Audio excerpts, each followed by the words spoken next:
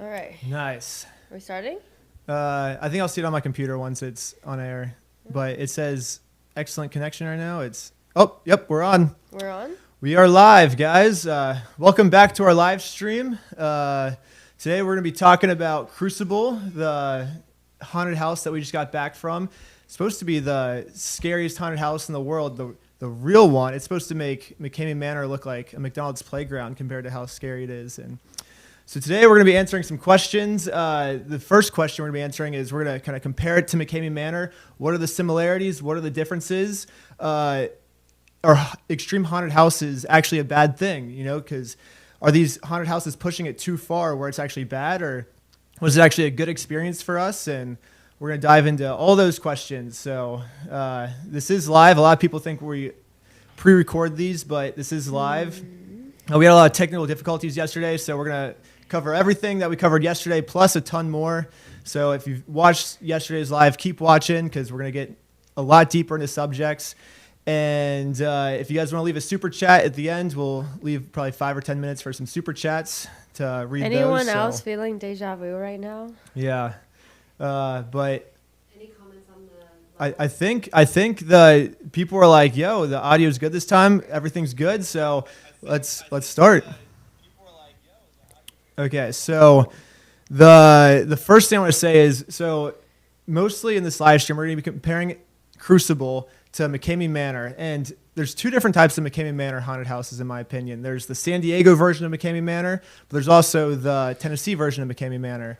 And when he was in San Diego, that's when like McCamey Manor was super famous. It was supposed to be like extreme. They were breaking people to their ultimate breaking points. That's when like the videos were getting like millions of views of people freaking out, being like, this was the scariest experience in my entire life. How the heck is this legal? And then you have the Tennessee version of McCamey Manor, which is when all of Russ's actors turned on him. And now McCamey Manor like doesn't even exist anymore. That's basically the scam version of McCamey Manor, where he makes you do exercises in his front yard and then he squirts you with a hose. So there's two different types of McCamey Manor, and we're going to be comparing Krusebel to both of them today. So my initial expectations for Krusebel were that it was going to be like the San Diego version, where they just beat you up, they manhandle you. It's like 15 actors, and it's just they just go to town on you, and they just get you to your breaking point. Basically, it's just nonstop torture for 8 hours straight, pretty much. Because it's an 8-hour experience. You start at 10 p.m. and it goes till sunrise at 6 a.m. And if you can last the whole 8 hours, then you complete the challenge, you know? And that's what I thought it was going to be. I thought I was going to absolutely hate it, but I was just going to see how long I could last to challenge myself as much as I could. And because when you look at their Instagram and Facebook and stuff and YouTube, all you see is just like a little, maybe like someone in a cage or someone in a straitjacket, you know, and it's like, it doesn't look that exciting or fun. It's just like, oh, they're just getting tortured for 8 hours. That sucks. But we were, as investigative journalists, we were down to take on the challenge, and we tried it. But so those were my initial expectations, but it actually turned out to be a lot of fun. I don't know what you thought about it, but It was super fun. I really liked it. I keep saying that we should go back to the next one.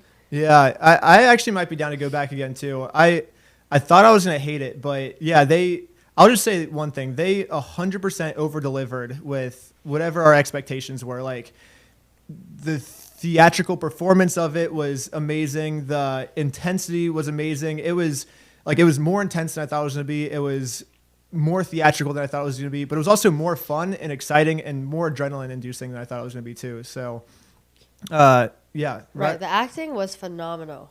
It was very, very good. That was the biggest thing for me was, I was actually very surprised at how good the acting was. It felt like a real situation. So I guess before we get into like what the situation was, we should probably lay out the ground rules of how it all worked. So yeah, it was an 8-hour experience. You get, obviously you have a safe word. So like if the experience is too much for you, you can just safe word out of it. But you also get a thing called your medicine. So that's like kind of an initial safe word.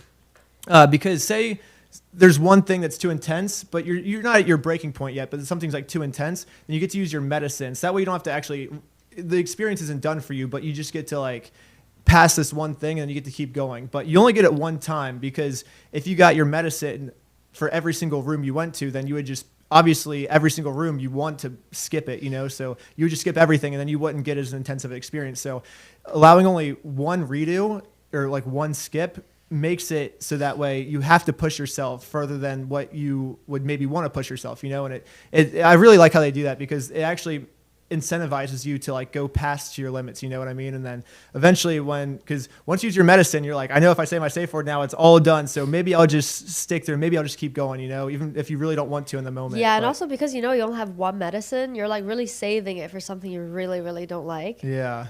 So maybe there's some stuff that you're like, wow, this is uncomfortable, but you're going to keep at it just because you feel like, oh, maybe there's something worse that I should use the medicine for. Yeah. But anyways, yeah, so the people that went through, just for all you guys, it was me, it was Lydia, Danny Burke, who's in San Diego. We'll be adding him into the call later. Once we get more into our experiences, we'll let him on the call and he'll get to explain his experience more. And then it was also Brandon and Chris from the Hulu documentary.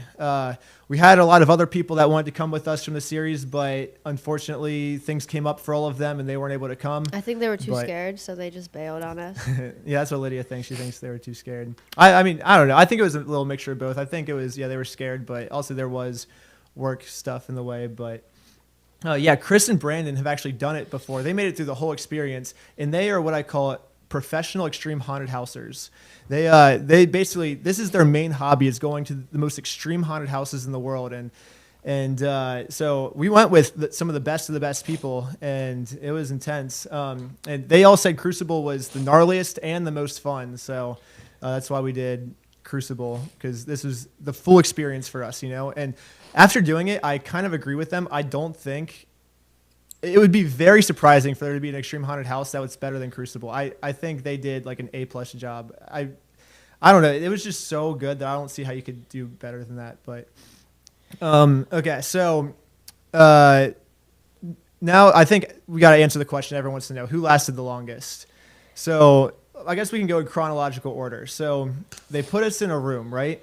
And you get taken to different rooms, then you get taken back, and when you get taken back, you can kind of see who dropped out, And so maybe they dropped out, or maybe they're just in a different room. So the first person that disappeared was Chris from the Hulu documentary, and he disappeared within like the first room. The first room, yeah, and then he was gone. And it turns out that we found I didn't even notice until like halfway through. I just thought that Chris just tapped, I was like, oh, why did he tap so early? Like I thought he was a professional extreme haunted houser. Like he should be good at this. Why did they get him so early on?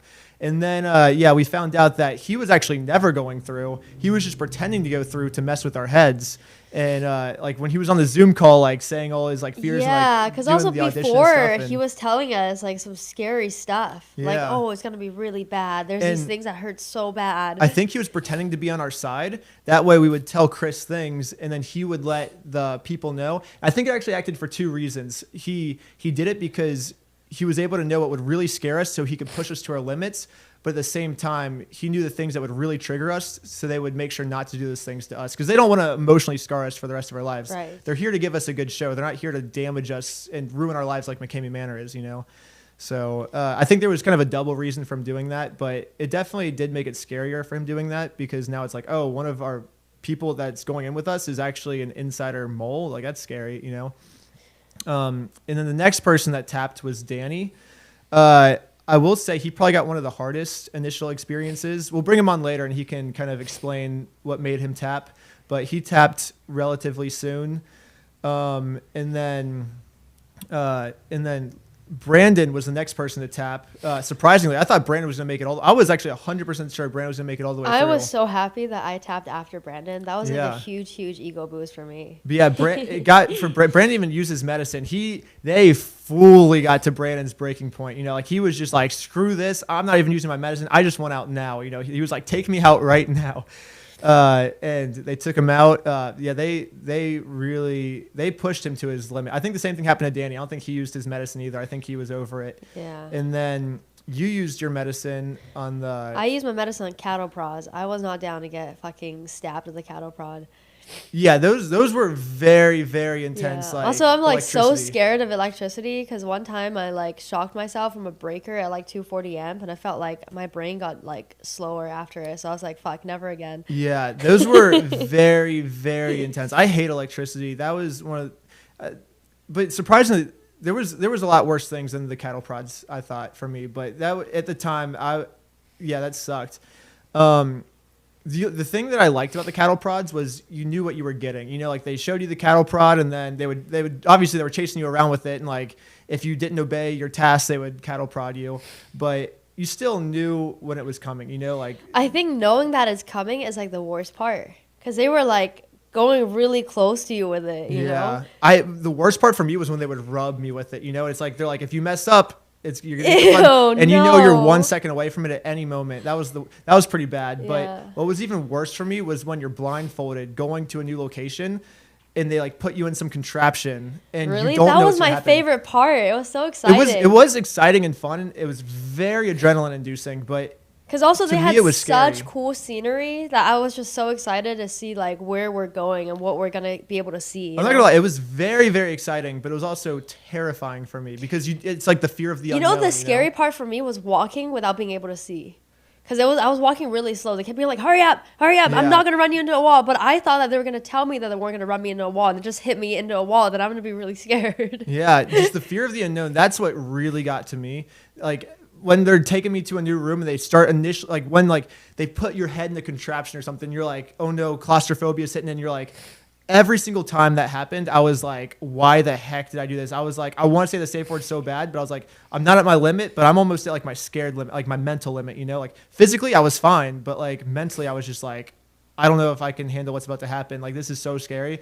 And I was just like, this is a mistake coming here. I was like, why did I get into YouTube? I should have just been in an office desk. Like, that would be so much easier right now. Like, if I was just like working at a desk, but I was like, why do I do this to myself? And then like it would happen, it would suck, and then I'd be like, oh, well, I accomplished that. That's sick. And then I was happy. But yeah, just that initial like going into the next room, it's like, why am I doing this to myself? This is so terrible. But yeah, I think, and so then eventually you got put into the room that Danny was in, right? So pretty much Danny went to, like, Danny is like one of the toughest people I know. Like, he did the bullet ant challenge, and he did like all sorts of Not the bullet ant stunts. challenge, the bullet ant glove challenge. He did the bullet ant challenge 200 times. Yeah, at the that's exact true. same That's time. true. He Which did is, 200 bullet I've ant watched challenges. that when I was a child on like National Geographic, and it was supposed to be the most painful thing like a human can endure. Yeah. And Danny did that longer than what he was supposed to do, and he was like, yeah, this is chilling. And then after he went to the first room, he came back, and he was like, Lydia, it's so bad, and he was crying. And I was like, fuck, like if Danny cried in that room, like I will literally shit my pants. So as soon as I got to that room, I saw the room and I was like, wait, I think this is the room Danny was in. I immediately was like, yeah, I'm out. Yeah. So then that's when you said your safe word. But you were 6 hours into the 8 hour experience. So you were like getting close to being done. Like you did a lot of it. I feel like I didn't see enough though. Honestly, I would have, I wish I stayed a little longer. And then for me, I lasted 1 hour longer than you. That last hour sucked. Just knowing that everyone's out. Also, they like brought you guys back in as actors. I think Dr. Burke was one of my doctors. And then Lydia, they had a part for Lydia where she like broke up with me or something in it. And they like added some like personal like storylines and stuff. And so everyone's like turning on me at this point. And it was that last also hour I beat was the shit hard. out of Ben for a little bit. Yeah, it was so fun. It last, was very exciting. I appreciate the opportunity. Yeah, the last hour was very intense for me. So I could only last an extra hour, and then I was like, we'll get into our breaking points later, but yeah, I lasted 7 hours. But it did. I will also say this is I was in that same room that Danny was in that broke Danny, and 100% they went easier on me than maybe they saw how much they broke Danny, and I was like this close to my breaking point. Like mentally, I was not in like a good spot. Because also you were tired, dude. You were already there for so long. Yeah, after being there for 6 hours, I was probably like the 6.5 hour mark where I went to Danny's room, and I could tell they went easy. And that's what I want to get into next is they went easy on me because I think their goal of McCamey Manor is different. So obviously both haunted houses will get you to your breaking point. They're going to push your limits. They're going to get you to your ultimate breaking point. But with McCamey Manor, they want to get you to that breaking point as fast as possible, because if not, then you win the $20,000 and then McCamey Manor looks weak. And so that ruins the McCamey Manor challenge, where with Krusebel, the goal is to get you to your breaking point, but not actually break you, because if they break you, then it's over, and all the stuff that they created just goes to waste. They planned so much cool shit for us. Yeah, they only so normally they have 10 people go through per session. We only had, I think, 4 people go through because Chris was an actor. But they planned this for 3 months they only do it 4 times a year. So every 3 months they plan a show. They put 3 months of planning into this. So if they just break you right away, and you quit, then it's like, well, they just did all this work for nothing. That's a waste, you know? Right. So, and also, I feel like we lasted not long enough for them to show us all the cool stuff. I felt like they were Yeah. slightly disappointed that we all left Yeah. so early. So I felt like they did for me, at least. I don't know about you guys, but what it felt like for me was they got me to my breaking point pretty fast. And then they just held me at my breaking point for, so like they felt like if I was right about to quit, they would ease it up, because they're like, if he's going to go past his breaking point and say the safe word, okay, let's make it a little bit easier so we can still stay in and experience all the creative stuff we did, Right. which I thought was really cool. I thought, in my opinion, that's how it should be, but not like McKamey Manor where they're just like, okay, let's break you in 5 minutes and then, oh, you're too weak to even see the stuff that we did. But really it's just because there's nothing there, and but yeah, also, I feel like McKamey Manor, if we're going to get on like why did they do it, I feel like McKamey Manor, there's 2 main reasons. Obviously, Russ has a kink. He likes to see people beg for help. He likes to feel like the dominant person, because it makes him feel powerful. He gets a power high from it. He gets horny. And yeah, we have been told by some of his ex-girlfriends that, I think this is public information, so I think I can share it, but that Russ has been caught multiple times, like with his pants down, watching the footage. I'll let you interpret that how you will. But so obviously Russ gets off on doing this. It's for Russ, not the contestant going through. Also, what also makes Russ feel powerful, which we see in the hard drive, is even back in the San Diego days, in the Tennessee days, it's just a movie production. It's not even a haunted house. It's just a movie production. They like fake their reactions a lot of the time. So it'll be like, I don't want to spoil, because a lot of this will dive deep into the next episode of actually how he pulls off this, like what I call movie magic, but it just seems like a TV set, it's not about the haunted house experience. It's just about making a viral video is what it seems like.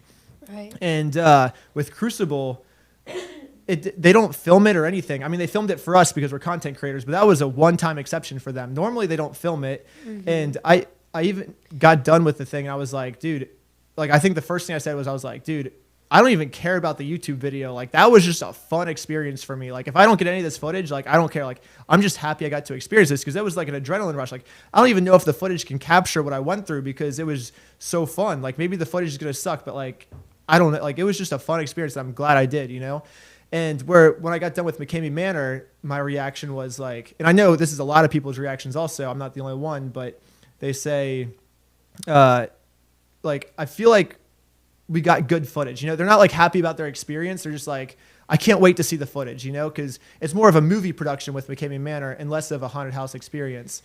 And I know what a lot of people are going to be saying is maybe they just went easy on you guys because they knew that you guys were going to be filming it and people were going to see it. So maybe they went easy on you, or maybe not easy, because they definitely didn't go easy on us. They broke all of us. None of us made it. So they definitely didn't go easy. But I feel like maybe we're just really weak. But Maybe they went easy on us, but we're still weak. Yeah, or maybe they gave us an extra good time, because they knew that we were going to review it, which that's a fair argument. But I think if you look at people that come out of Krusebel and you look at everyone that comes out of McKamey Manor, they have 2 different reactions when they come out of it. I still have yet to talk to one person that's come out of Krusebel that hasn't liked it, but almost every single person that comes out of McKamey Manor is like, that sucked, like, yeah, just give me the footage and that's all I care about, But okay, what's the next bullet point I wanted to talk about? But I don't know. So some of the things, if you guys are wondering why we're being kind of vague and not really talking about what happened, it's because we don't want to ruin the magic show is kind of how I'm describing it. So let's use a metaphor. Let's say going to Krusebel is like going to a magic show. Both are performances, right? So we're the audience members living this horror movie in real life, right? And then everyone else is an actor, and it's literally like immersive theater. It's literally like we were inside a play, or we were inside a horror movie is what it felt like. And with a magic show, it's the same thing. You show up, you're an audience member. And so what Krusebel felt like was, okay, we watched this magician do some really crazy thing that obviously we know that magic isn't real. That's a pretty common sense thing. I don't know. At least for me, I don't believe that a magician on stage has magical powers. Right. I think that there's some trick involved, but part of the fun is not knowing how the trick works and pretending like there's magic powers, right? So that was kind of how I felt like Krusebel was. Like, obviously we weren't getting tortured, but it felt like some really bad things were happening to us. Like they would have us strapped down and the doctors are like cutting us open and stuff. And it feels like there's some like gnarly surgeries that are going super wrong and like we're going to like die and stuff and all this crazy stuff's happening. And it felt very convincing. But then afterwards you look and you're like, oh, I just got a little scratch right here. Like that's the only thing that happened to me. It's just a little tiny scratch. And it's like, so obviously there's some magic trick involved. And it's like, if I was a good investigative journalist going to this magic show, I wouldn't want to say how the magician did his trick because that would ruin it for the next audience members. Whereas McCamey, if we're going to use that same metaphor with McCamey Manor, it's like you're going to that audience, or you're an audience member going to a magic show, and the magician is just like, thanks for showing up, guys. I don't have any tricks for you guys. You're just going to watch me stand on stage. Yeah, the magic trick at McCamey Manor is how you had a bag of dog food. Now you don't have a bag of dog food. Yeah, and so it's like if I was an investigative journalist going to that magic show, I would want to warn people buying tickets and being like, hey, guys, don't waste your time. Don't waste your money. The magician doesn't do anything, you know? But with Krusebel, there actually was an incredible show, and I don't want to spoil it for people. And I think Krusebel is actually editing out some of the footage. They're doing the first draft for us because they don't even want us to see how it happened, because part of the fun is like, well, how did they convince me I'm going to die and all this crazy stuff's going to happen? But I'm fine. I'm not harmed at all. You know, it was all just mind games. And so part of the fun, even to this day, is like me thinking about like, how did they do that to me? You know, like how did they convince me that all these crazy things were going to happen when really it's just, like I was totally physically fine afterwards, you know? And that was, I mean, that's what makes a good extreme haunted house. So in my opinion, I think that Krusebel is, I don't think all extreme haunted houses are bad at this point. And that's just my opinion. And the reason is because they're not actually doing bad things to you. Where at McCamey Manor, they actually were taking people and you're like, oh, I'm getting beat up in the back of a car, but that's because you actually are getting beat up in the back of a car, you know? Or they would be like, oh, we're like, here's some dark personal stuff that we found out about you, and we're going to air it to all of our followers. Now the whole world's going to know these dark secrets you don't want people to know. And you would get scared because that was actually something that was happening, and it's actually ruining your life. Or he would actually cut your hair where like people didn't want their hair cut, and now the next couple of months they have to be like bald, and it's like, he's actually doing things to ruin your life, where at Krusebel, they're just pretending and it's all part of a mind game to make it fun. And then you walk out and it's all just fun and games. And you're like, oh, well, that was fun. Like, I'm not actually injured. I'm not actually hurt. That was just a crazy thing that I'm going to remember for the rest of my life now. So that's how I feel about it now. Maybe I go to another extreme haunted house and it changes my mind again. But as of right now, I thought I had such a good time at Krusebel that that's how it felt for me. Right. I think the extreme haunt is such an interesting community. I think Russ is unfortunately just kind of killing it for because I see a lot of them. I've been seeing a lot of, because we mentioned that we were going to Krusebel on Facebook on the McCamey Manor Exposed page, and a lot of the people, it's pretty divided 50-50. Like half of them are like, yeah, show us what a real extreme haunted house is like that's awesome. And the other 50% of people are like, no, why are you going to promote another extreme haunted house? Like, aren't all extreme haunted houses bad? They all push it too far, you know? And I disagree. I think they pushed it as far as we wanted. If they felt like we were not having a good time, they would stop it, because that's what it all was about, was to give us a good time. And it seemed very professional. At any point, I was like, this is too much for me. Like, they would very, very make sure that it was okay. And this is another thing I wanted to point out also, is just because it was professional didn't mean it was cheesy. Mm-hmm. So like 17th Door, for example, that's another haunted house we did, and that was phenomenal. The best haunted house I've ever done in my entire life up until Krusebel. It was very extreme, very fun, but it's one of those haunted houses where anyone can buy a ticket for it. So there's like probably thousands and thousands of people that go through a year, and so they kind of have to dumb it down and make it family friendly, because all it takes is one person to get hurt and they're sued. So it has to be very, very safe. And because of that, I felt like if it was less like that, they could have gone more extreme and it would have been more fun. But then with that, you also get it being more dangerous, which is a bad thing. So 17th Door has the perfect balance of it's very safe, but also very fun. But Krusebel, because there's not that many people going through, they're able to make it way crazier, but also they're able to focus on the individual person more to make sure it's safer. And I felt very, very safe without it. And there was not one moment where I was like, this is cheesy because of how safe it was. I was like, this is still very gnarly, even though I could tell it was safe, you know? And it's hard for me to describe that. and that was one of the biggest fears I had going in it. I was like, it's either going to be very safe and not fun, or it's going to be very fun and not safe. And then I don't want to do it because I don't want to do something that's not safe. And so I didn't think that there was going to be a good middle line, but they found it somehow, and it was crazy. The next thing I wanted to say was the show felt kind of personal to us, which was good. They really got into our storylines and like, not our storylines, but they really got into like know us as people and like dig on us. And they used it to create these storylines, which I guess we can talk about. The general storyline, I guess. I mean, they watched your YouTube videos. I think they browsed my Instagram. Yeah. And then also even before the show started, they were already, you know, like giving us some like plot lines. Like they were messaging us, you know, like sending us some stuff. And we also had like a little Zoom orientation. Mm-hmm. That I mean, the story for this haunt is like we're mental patients like checking into asylum that's like taken over by like crazy doctors. So yeah, we had like a little Zoom orientation that was like our check-in process pretty much, which was pretty cool. So like the story starts before we even get there, so it feels like extra real. Yeah, the fantasy kind of blends into real life. We talked about this in the last podcast, but that way it kind of seems like, okay, like when does real life end and when does the fantasy start? I don't know. Maybe the fantasy is my real life. You know, it's kind of the vibe they're going for. And so I think we can kind of we talked to them about like what we can talk about. So we're going to do kind of an overview because they do change the story up for every time people go through. So we can kind of talk about our story a little bit. But yeah, we show up at the outside and it's just us. There's the nurses. They're like, hey, you guys ready to get checked in?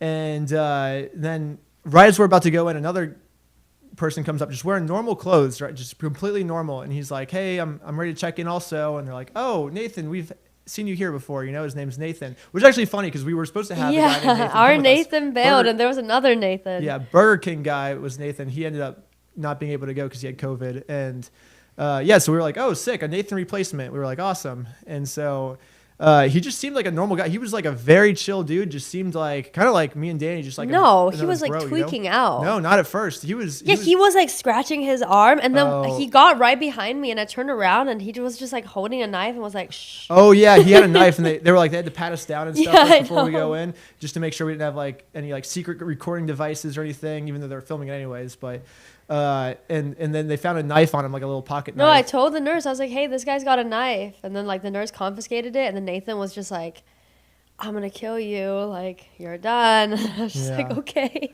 And then they take us in, and then there's a beginning group activity that they don't really want us to talk about, but it kind of had some themes of like, okay, we got to get out of this place, you know? And it seemed very, very mild at first, you know, which like nothing extreme happens for the first like couple minutes. And it kind of seemed like a very fun game, you know? We were doing some group activities. I think it only started getting scary once they sent like the other patients in. Yeah, and there's like, there was two crazy patients. Number 13 and Nathan's number 15. Oh, number 15, sorry. So Nathan was number 15, and then number 13 was already in there. So her acting was so good. So she was like sitting on the floor, like acting like a crazy lady, like drawing and playing with stuff. Yeah. And if you guys watch like American Horror Story, like in the asylum like season, she was literally like one of those people in there.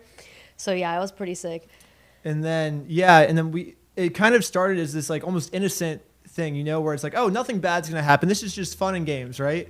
And then I think because it was so innocent in the beginning, it made the dark part seem extra dark. Right. Than if it would have just started dark right away, because then that's what you're expecting. But if it starts so innocent, then when the innocent thing turns dark, it's even creepier when it gets dark, you know? So it was great how they did that. And then they introduced another patient. Right. Number 9 was so scary. As soon as he came into the room, before he even came in, he was like staring at us through the crack of the door. And I was like, guys, there's like a weird guy looking at us. And everyone was like, are you sure? Like, I was like, no, there's like a guy looking at us. And then they were like, we're going to send in number 9. And he comes in. I was like hiding behind people. I was like, fuck, I don't want this guy to get near me. He was so scary. It was crazy too, because this group activity, it seemed so easy at first. And then it just kept not working. And it just kept not working.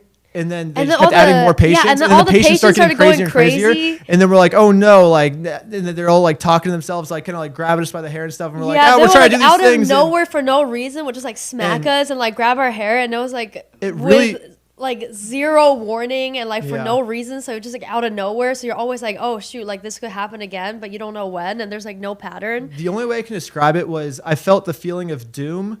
And I felt the feeling of like suspense, if that makes sense. Like it just felt like doom. There was one point that Brandon just sat down. He was like, "We're screwed, guys." And then Danny saw him, and then Danny just sat down. And then I think one of the doctors came. And he's like, "Guys, get up, keep doing this," But and I was like, I felt doomed, but I was like, "Guys, if we don't keep doing this, like we're gonna get in trouble, guys." So I felt like at one point I was the only person. I think you were also. You never gave up, but it just was just doom at that point. It just was like, oh no, something like just that feeling that something really bad is like right about to happen, and you just feel like you're gonna die. And they mastered that suspense feeling so well, and it was just so beautiful how they did that. And then then things got intense. The doctors would come in, and it's kind of like the patients were like kind of going rogue and going crazy, and they were scary. And then the doctors would come in. They were like kind of evil doctors, and then they take you to your room, and you don't even know what's going to happen. Yeah, they put a bag over your head, and then they just grab you. Yeah, but I think now is kind of when we should maybe talk about our breaking points. We had Danny into the call. I think we should call Danny. I'll give him a call. I don't know, you can maybe keep talking if you want to. Sure. Okay, breaking points. So I guess for me was I actually had a You kidney used your medicine infection. first, so yeah. So I had a kidney infection going in, unfortunately. So about like I think like 4 hours in, I was getting really fucking tired, and my back was hurting really bad. And then they came in with the cattle prods. I used my medicine because I didn't want to go through that. And then afterwards, I was, I already told Ben, I was like, Ben, I think I'm going to tap now, like any second. Like my back hurts really bad. I think I need to go lay down. Oh, nice. Yeah, and then, but I want to see the other rooms really badly. So I said, I was like, I'm going to see the other room and I'll probably just tap. But then they took me to a room and all of us were sitting together, and it was actually like shockingly easy for me. So I was like, oh, okay, cool. I'm just going to stay here and like, play this one out. And then afterwards is when they took me to Danny's first room. So I was already tired as fuck. I was like ready to tap, and I saw the room and I was immediately like, okay, cool. Like I don't even need to know like what's happening. Like I was just like, I'm just gonna leave, because if Danny cried, I will probably die. Also, we got Danny Burke just called in. Is it possible to get a microphone for Danny? Or are we gonna have to share microphones? We might have to share microphones, Danny. I'll just sit behind you then. Oh, hi, Danny. What's up, guys? What up? Dude, that's so funny. I'm watching it on my computer right now. Look at that. That's okay. Nice. That's okay. I got the microphone right next to you, so we're sharing mics, Danny. Well, you want to talk about your breaking points and stuff and what you experienced inside Krusebel? Oh yeah. So me going into Krusebel, I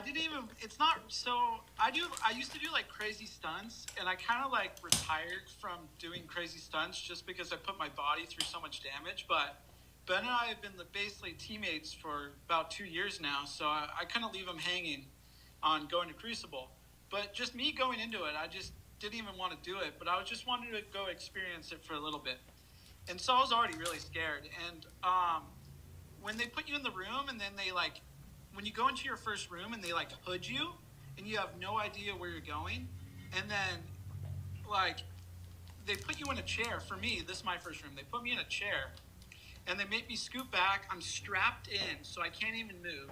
They started putting all these gadgets all over my head, and I'm like, at that moment, I'm like, what did I just sign myself up for? Like, I wouldn't really like mess with stuff with my head. Like, I just wouldn't do that. So then they started doing like an electric shock to my brain, and dude, I was in that room for 40 minutes, and they were respectful though. So I was like, ow, ow, ow, ow, ow, and they would stop, but then they would do it again and again because I was in the room for so long. But after, okay, I mean, dude, that was so painful. I just started bawling, dude, like full on crying, like the crying to the point where like you couldn't stop crying. Like I had no control of the cry. Like I just kept crying and crying, and they put me back in the room. And one of the bigger actors was like, go to your corner. And I just had to I had to like just go against the wall of like my corner and I was just crying like just nonstop because dude, I think it was the shock of like I can't believe they did that on the first room, like electric shock to the brain, like if like that's just like not my thing for something like that. So I think the shock and just I was blindfolded the whole time when they were doing it too, so I couldn't see and just the emotions of just like I can't believe that I just went through that and survived that room, and I just was crying and crying and crying, and everyone else was in the room. I guess you guys didn't hear me cry or anything, but maybe Lydia heard me weep a little bit, but yeah, it's when you hear Danny cry, that's one of the scariest things ever because it's like, oh, if Danny's crying and he has the biggest pain tolerance out of all of us, then I'm going to be done. You know, it's like, I don't know. It's like if they broke Danny, then he's the hardest one to break, so I'm definitely done. And I'll admit, my first room was 100% easier than yours, Danny. It was very terrifying, but it definitely didn't make me cry. I think I probably would have cried in your room also, to be honest, because when I went to your room, they could tell I was at a breaking point. Like, the second that I experienced the electricity in my head, like I experienced electricity in my head, but it was much more mild than you. Like, I was like shaking. I was about to like go into shock at that point. So I knew that I think they knew if they gave me what they gave you, I would have just been done. And I was the only person left then. So I think I got the sissy baby version of your room 100%. But also think you were a little bit stronger because you went into the mindset of you wanting to do this when I was just trying to be a team player and just did it for you. But maybe if I had a different mindset, I could have gone longer. But like, I mean, that first room like broke me, dude. I didn't think that I would just like. But also, I gotta say, it was a very productive cry. I felt like I needed a cry like that, like just struggles in my life right now. It was like a good cry, and I have no regrets about crying. And I actually really enjoyed the cry. But it was scary, man. Dang. But yeah, I think a lot of people in the comments are like, "Why would they shock your brain and stuff?" So everything they do is kind of smoke and mirrors and stuff. Like, we can't really talk about that, I think, but no, we can talk about it. We can't say how the smoke and mirrors are done, but and I don't even think we could talk about it because they never told us, you know. But everything that happens isn't actually what we think is happening to us, you know. Like, there were times when I thought like, oh, they just completely cut me open and like did some gnarly stuff to me, but then I looked at myself and I was like, wait, I should have injuries all over my body, but they're not here, you know. So how's that possible, you know? So, yeah, I would trust Chris, because Chris is the one that set this whole thing up. Chris wouldn't put us in real danger. Like, I think I don't know how they did it, but I don't think they would shock my brain unless it was like a safe way to do it. But just the initial shock to the brain and the pain that I felt, it was definitely very, very scary. Yeah, I guess I can talk about my breaking points now. So so my first one was they had me get in some very, very, very cold water, and I think some gnarly stuff was going to happen to me once I was in the water, but I couldn't even, I got up to like my neck or like my shoulders in the water, and then I had to tap. It was the most painful thing I've ever experienced in my entire life, and I've broken my neck, I've dislocated my shoulders where my shoulder fell like all the way down here, and then had to rock climb down a mountain with a dislocated shoulder. Like, I've experienced some very painful things, and this was even more painful than that. But also, I'm a skinny guy, so I've like probably like when I suck in, look how skinny I am. Ew. Like, it's like I have no fat. I have a little bit of muscle, but zero fat. So, I mean, if I just would have been a little bit chubbier, maybe I could have handled it. I don't know, but yeah, it was just my body went into shock. Like, it was so bad, and I was like, I was literally like, I'm not gonna tap. Like, I'm gonna attempt it. But when he was describing me like what was about to happen, he had my hand in the water, and I couldn't even put my hand in for more than like 45 seconds because it was just pure pain. I was like, and then I think Danny, this was after you tapped, and you were there in the room. You're like, Ben, I don't think you know what you're about to experience, Ben. And I was like, no, I can do it. And then I went. I was like, nope. I was like, Danny was right. I did not know what I was about to experience. Yeah. This was way more painful than I thought it was gonna be. Like, it was so bad. That was after I tapped. I was watching you through a hole in the wall. Yeah, so and I was like, fuck, I'd be very impressed if I could get through that. So, I know you hate the cone. So that broke me physically. Just, I mean, and that's why they do the medicine, because it's like maybe there's one thing that you can't do, so we're gonna. But at that point, I wasn't mentally broken yet. I was getting there mentally, but I wasn't there actually mentally yet. So it would have been disappointing if I would have had to quit there. So that's why I'm happy they use their medicine, And then I get through a couple more rooms. It sucked, but I was able to push through it. Maybe they went a little easier on me after that, and then at the end, so number 9 and number 14, the crazy patients. Those are the guys that are like, they're kind of supposed to be on your side, like when you interact with the doctors, you get punished. Like, don't interact with the doctors. But I would kind of like interact with the patients a little bit. Like, hey, you feeling okay? Like, I think I made a truce with number 14. It was like, hey, we're best friends. I was like, truce. I was like, I won't throw you under the bus if you don't throw me. Obviously, he's an actor, but it's just part of the fun. Like, they don't punish you for interacting with them because they're kind of like on your side. Because they're patients and you're patients. You're supposed to be working together. And the number 9 and number 14, they take me into this back room, and they're like, hey, they're like full schizophrenia at this point. Just like they're like going crazy, like off the walls, like manhandling me, going crazy. They take me to this like back bathroom. It looks like the bathroom from the movie Saw, and just like very, very dimly lit, amazing scenery. The scenery was incredible. And they throw me into the bathtub. The bathtub's full of ice, so like throwing ice on me and stuff. And there's probably like 2 inches of water at the bottom of it because some of the ice melted. And they just keep dumping ice on me and like just doing these things that I don't want to describe. That's what actually made Brandon tap, was that room also. I think Brandon said he threw up like 10 times in that room. No, that's so sad. I don't want to say what it was that they were doing. We'll leave it a mystery. But I didn't throw up at all. But it was just the combination of me being in there for 7. I think if that was the first room I went in, I could have gotten through it. But it was the combination of I was already cold already and being extra cold. Me being in there for 7 hours, I was just mentally and physically drained. Everyone had already quit at this point.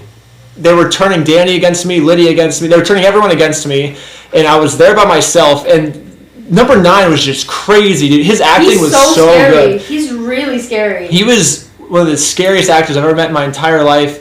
And because if it was just the ice, I probably could have gotten through it. If it was just the scary part, I probably could have gotten through it. But just everything combined, I couldn't do it. And I was like, I want to tap so hard, but I'm like, no, just keep pushing. And then it was happening for like Danny said, like it felt like 30 minutes. And I was just, obviously it wasn't. It was probably more like 20 minutes or 10 minutes. But I just thought like, maybe I could do 10 more seconds. I'm like, just push for like 30 more seconds. And then get to 30 more seconds. And I'm like, it's still not over. It's still happening. Okay, 30 more seconds. And then 30 more seconds. It would still be happening. And eventually I was like, I can't even do 30 more seconds of this. I was like, I tapped. And then I got up. I shook the guys. I was like, you guys did a good job. You guys broke me. Like, good job, guys. I got up. I shook number 9's hand, I think. And then and this part was actually funny. So I don't know if you caught on to this, Danny, but they blindfolded me and they take me. I actually thought I was going to. I was like, I can probably keep going. I was like, if you want to take me to another room, take me to another room. But like, I can't do this room anymore. I was like, this room broke me. And so I thought there was maybe like a 50 because they blindfolded me again. So I was like, oh, maybe they're taking me to another room. I was like, sick. But then they took me, and then all the actors were like in front of me. They're like, surprise! They're like, yay! And they started clapping and stuff. They held out a pizza for me. I was like, oh, that's funny because. And they had a little rat. They had a cute little, they had a rat and a pizza, and I think it was like kind of a meme on McCamey Manor, because they're like, haha, we actually have like, and then they all got pizza with us afterwards, because it was like, we're gonna get pizza with you afterwards, because Russ promised he was gonna get pizza with us, but he didn't. And then they had a rat because the whole thing about our series was like, just show us one rat, and so they were like, we have a rat, like our haunted house is better because we'll actually get pizza with you, and we actually have a rat. And it was such a cute rat. It was like a friendly rat. It was like the cutest rat ever. And then they used a rat for one of the scenes, and it made perfect sense in the scene because it was kind of like a scary kitchen scene is like the scenario we were in. That we were like in a, would you say it's actually like a scary kitchen? Yeah, it was like a psychiatric hospital lunchtime. Yeah, and so they had a rat running around, which added to and so I didn't even get the meme at that point. I was just like, oh, a rat. I was like, that makes sense for what we're dealing with right now, And then later they're like, did you notice the rat? And I was like, I did notice the rat. And they're like, I was like, oh yeah, because our series, and then all the dots connected. The rat has his own little house. I was like backstage for a little bit, and then it was so cute. But Danny, well, is there anything that we touched on that you wanted to add? I know we kind of brought you in late to the thing, but was there any? No worries. I just will say that the whole Crucible crew they were very respectful. Once I said the safe word, because I don't think your fans know that I quit I was doing room 2, and then I quit during room 2, but right when I said the safe word, the guy broke character, shook my hand, and just said, thank you for doing this. And they were like the nicest people. Like, right when I said the safe word, boom, it's over. When McCamey Manor, like, Russ will just laugh at you and keep going. Like, this is the real deal. If people are saying, oh, why are you promoting another Extreme Haunt? Because now I understand why someone would, like, Crucible isn't for everyone, but if you're trying to push yourself and do it in a correct, safer environment where, like, they don't overdo it, then I would say Crucible is for you, because they were really respectful, I would say. Yeah, that's how I felt too. Once it was done, it was done. I guess. What are your thoughts afterwards? What do you think afterwards? Are you like glad you did it, or are you like I want to do this again or never again, or what are your thoughts afterwards? No, I wouldn't do it again, but I think maybe I was put to do it to have that cry. I don't know why, but I felt like that was a very successful cry that maybe I needed in my life. But and just to experience something like that just in life, like we got to experience something that no one really gets to experience. And I just felt like at one moment when I was just crying in the corner and then they come in with like the tasers, I was just like, dude, what are we doing? Like, dude, it was nuts. It was crazy. Yeah, I got that feeling also of like, what the heck did we just sign up for? I definitely felt that. I guess my last question, and then we might have to go soon because we're running out of time. What did it exceed your expectations, or was it exactly what you expected it was going to be, or was it different, or what were your initial expectations going in versus what your afterthoughts are, I guess? It was better. It was better than what I thought. And I think I say that because the way I kind of thought it was just like straight just torture when... Yeah, that's how I thought it would be too. It's full production, dude. They went all out. The theme of it, the actors were incredible. Just like their location, just every little room was just like... It seemed like they like put in a lot of work into this. And so it was definitely exceeded my expectations, but still freaked me the F out. I was terrified. Nice. Well, I think we might have to read some super chats now. So I'm going to let you go, Danny, and then we're going to end because I can't read super chats at the same time. I'm going to keep watching the live, though, so thanks for having me on, dude. Bye, Danny. Nice. Bye, Danny. All right, love you guys. Later. Okay, I said we use the last 10 minutes to talk about some super chats. So, I don't think we have that many super chats. We don't have that many super chats? Yeah. Introducing the Onion. Okay, let's see. The ad? Okay, let's see. Okay, so the first one, Adriana says, let's go! And Yeah, then, let's go. Oh, Adriana says it again. They said, the only thing I got from this convo is that Krusebel has a scene where they pretend to open surgery, which was wicked cool. I mean, there's a lot of stuff that happened, but... I mean, when the video come out, you'll see it. Yeah, when the video comes out, you'll see more. We just wanted to kind of be a rough overview of comparing it to McCamey Manor, and we want to answer the question, are all Extreme Haunted Houses bad? And that was the question I had going into it, because I didn't know. I thought there was a chance that maybe all haunted houses are bad, and I was ready to test them. We went in with the same mentality that we went into with McCamey Manor, let's just experience it and document it, and that's what we did with McCamey Manor, and that's what we're doing with Krusebel now, and basically just, live it and say the experience. And if any of you guys think this is an advertisement for Krusebel, it's not, because you can't just sign up and go to Krusebel. It's not just something you can do, so they only let 10 people go in every 3 months, so it's not like it's something that they're going to get more customers now. No, after this, even if we do the best review in the world, it's the biggest advertisement, they're still going to get an equal amount of customers as they would normally get, so it's this isn't meant to promote Krusebel. It's just supposed to be a non-biased thing of what we experienced, and I think that should be pretty good evidence that because also it's not like they gave us special treatment or anything. We went through the normal thing that everyone goes through. We paid. I guess the only special treatment we got was that we were allowed to film inside certain things and they're only going to give us certain things that they want us to see, because they don't want to ruin the magic for us too. So, but yeah, normally if you want to go into Krusebel, they only want the most dedicated people going in. So normally you have to go through like 4 or 5 other extreme haunted houses first and build up a resume, and then they let you in. You know what I mean? Like, you got to be a part of the community in a sense, but they won't just let any gnarly person go in. And since we did this whole McKamey Manor series thing, I think through that they saw that we kind of immersed ourselves in the community, and they were like, okay, we think you're ready for this now, you know?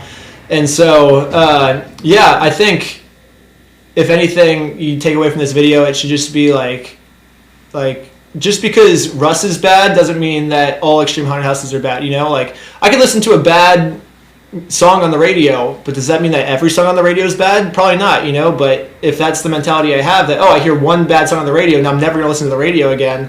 I mean, the radio sucks anyway, so you guys shouldn't listen to the radio. You should just use, like, Spotify. But, like, for the sake of, like, an argument, I think that kind of makes it easier to understand, you know? And I think a lot of people, after our McKamey Manor series, is they're getting the vibe of, like, okay, McKamey Manor's bad because they're extreme. And if Krusebel is even more extreme, then now Krusebel is bad too, you know? But it's not necessarily like that. Like, they can be more extreme than McKamey Manor, but also more safe than McKamey Manor. Like, they can do things right that McKamey Manor is doing wrong, you know? I think Chris Smith said it best. I read a comment yesterday. He said, as long as an extreme haunt has your full consent, your full trust, and one other thing, then it's a good extreme haunt, you know? Which McKamey Manor has none of those things. Like, you can't trust Russ. He's going to keep going even when you say to stop, and things might actually be dangerous. He might actually hurt you, you know? Like, there's no trust there with McKamey Manor. But with Krusebel, there is trust. Like, I knew they weren't actually going to hurt me, and I knew that the reasons that they were doing all of this. And they had my full consent. Every single moment they were about to do something, they were like, this is what's about to happen. Do you consent to this happening to you? You know, it wasn't just like they're going to blind, like, punch you in the face, or they're going to blind, like, do something to you. Like, they're going to put you in this thing right before you're expecting it. You know, like you knew what you were getting into every single time, and they got your consent for every single thing. Like, they didn't just come out to you and cow taser you, like, blindly, you know? Like, you saw them coming with the cow taser, and they gave you a chance to use your medicine before it happened, you know? So they're like, this is what's coming. Do you want to use your medicine, or do you want to keep going, you know? So they had our full consent. They had our full trust, and I forget what the third thing was, but... full adrenaline rush, yay. Yeah, we'll just leave it as full adrenaline rush for now, I guess. Which McKamey Manor, I mean, it kind of gave me an adrenaline rush, you know, but not to the extent that Krusebel did, you know. It was, we walked away having a good time, and it was gnarly. But with that, let me see if there's any more bullet points I wanted to talk about. I think that's it. Anything else you wanted to add, Lydia, or... What are your... Well, I'll ask you the same question I asked Danny. What are your afterthoughts? I want to go again. It was so fun. I'm just bummed out I left kind of early, so I didn't, get to enjoy more, because I was really excited infection. for some other stuff that I didn't get to do. Yeah. What else? And I feel like it'll be really fun to, like, act in it, too. You think so? Yeah. I don't know if they will let me. I'm like 50-50 on if I want to go back again. It was so cool, but I don't know if I would get the same experience doing it again, because I already experienced it once, you know? Right. Yeah, but I just want to go back with, like, I don't know, full healthy kidneys. And like, just like... I don't know if I want to experience... If I went back, I'd probably go at a lower level. I don't want to experience what I experienced again. Just, like, it was cool experiencing it once, but, like, not again, you know? Yeah, it was kind of gnarly. I don't know if I want to put my body through all that. I mean, it is safe, but it's just like, oh, is it really worth it? Wait. Also, one part I forgot to talk about. So after I already quit, Ben was still in there. And then I told the guy, I was like, hey, if you let me in that room, I'll make Ben tap in 5 minutes. Yeah, I think... And then technically you did tap in 5 minutes. I think you took it a little too far. Yeah, I think all the actors were like, oh, no, this isn't... You got to stop this, Lydia. And, yeah, I tapped because it was... That was the only part that actually did leave my body with damage, because that was something that was really happening. But that wasn't something the actors were doing to me. That was something else that they gave you that ended up going too far. But that was Lydia's fault, not the actor's fault. I'm very proud of my accomplishments. But what else do I want to say? So I think people want to know about Russ now. So this will be the last thing, and then we'll sign off. We have like 2 minutes left, or 1 minute left. So basically, we will be...